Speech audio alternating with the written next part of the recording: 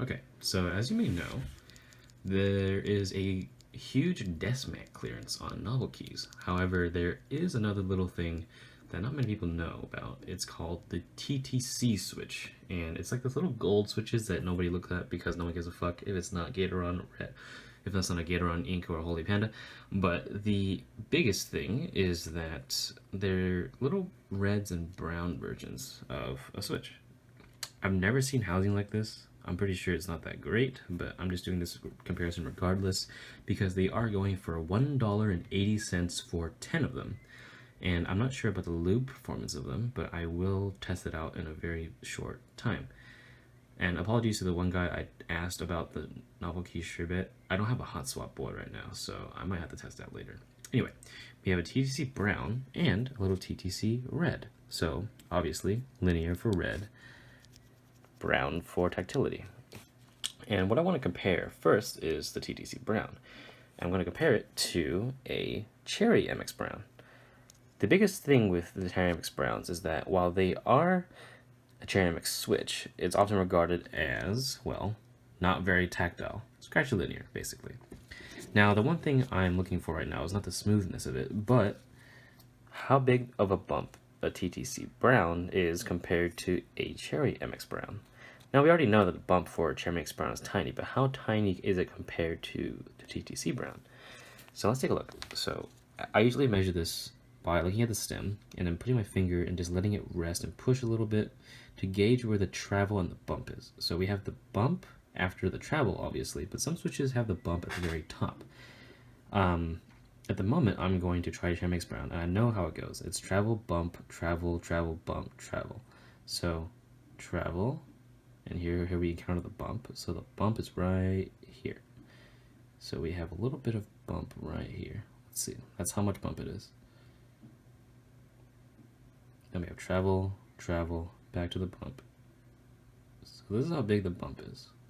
There's a little bit of travel on top, and then we have the bump. Let's compare that to the TTC brown. The TTC brown, I wonder if it starts at the top or if it's at the middle. Oh no, that's the top bump. Okay. So the bump starts at the very top. So it's bump. This is how big that bump is. It's kind of snappy, actually. Yeah, compared to an MX brown, I don't know if you can gauge this like this, but if you look at the stems, here's the bump, here's that bump.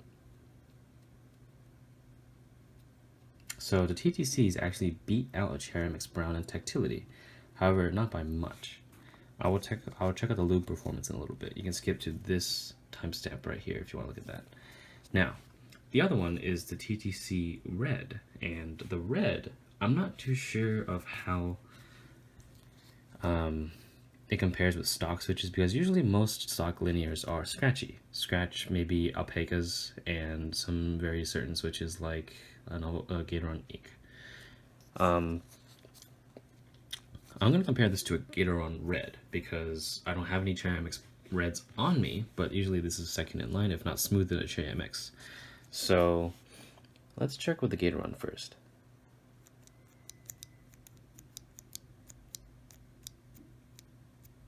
Okay, so the first thing you usually hear is the spring crunch. But overall switch action for a stock switch is not that bad. I received this from KBD fans out of one of the switch testers. This is a full milk Gateron Red. So how does that compare to a TTC Red? Well, I'm going to find out right now. Press that shit. Ooh. You can definitely feel and hear that scratch. A lot more prominent compared to the Gateron Red.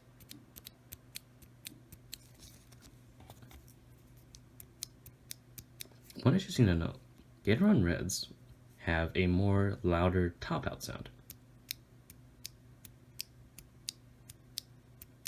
versus the TTC Red has a muted top-out sound. Not by much, but it's something to note.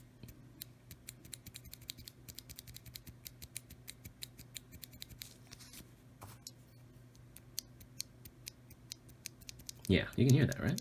I hope you can. Alright, I'm going to lube both of these switches, the TTC and the brown. Where's the brown? I will lube both of these and take a look how it goes. A very interesting thing to note about TTC switches is that the top housing is different. If you look at this, it looks like there's an entire chunk missing out of the back, and you'd be right. It seems like they didn't bother with the back of it, because here's how a regular switch top looks like. Ooh, fuck. Oh, gotta fuck. Come back. Ah. Okay, so you have here, I'll turn on the side.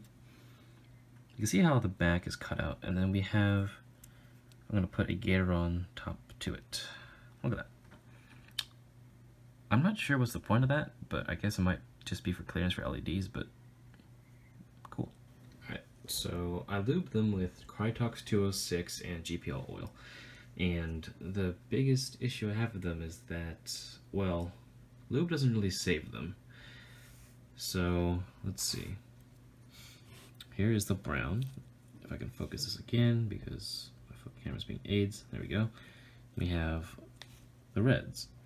Now, the biggest issue I have with them, as it unfocuses again, is that lubing doesn't really make them better. So here's the brown, and here's the lubed. Is it just me, or did it get scratchier?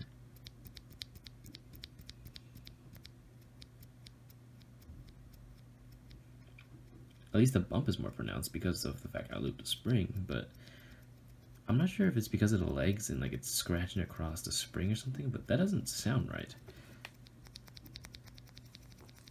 Let me compare that to a stock brown. Here's a regular one.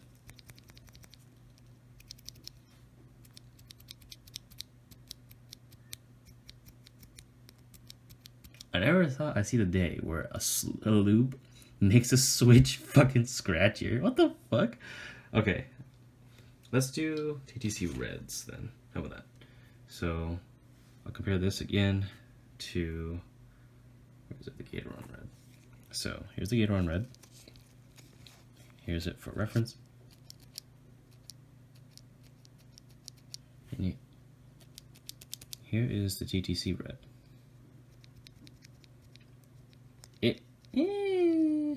It's still kind of scratchy.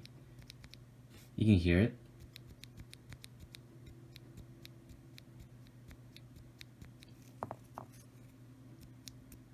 It's basically on par with the stock switch now.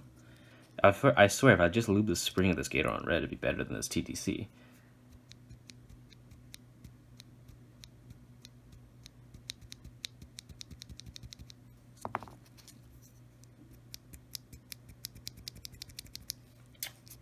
Okay, so final verdict.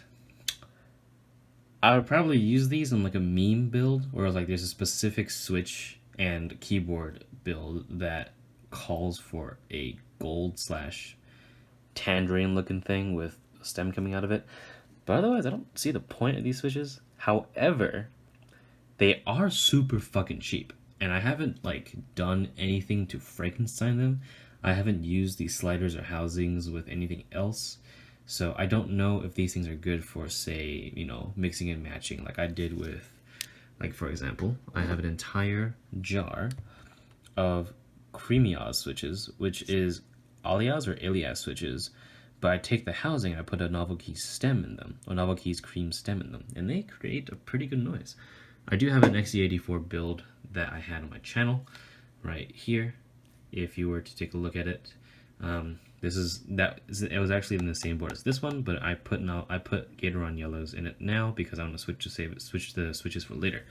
But as of now, I don't know if it's Frankensteining potential, but as of now, if you were to just lube these and put them in a board, unless if you've never had linear experience before and this is your first ever time because you didn't want to buy cherries, I suggest straying away from these. However, because they're $1.80, you could probably have some fun with them, is all I'm saying. Anyway.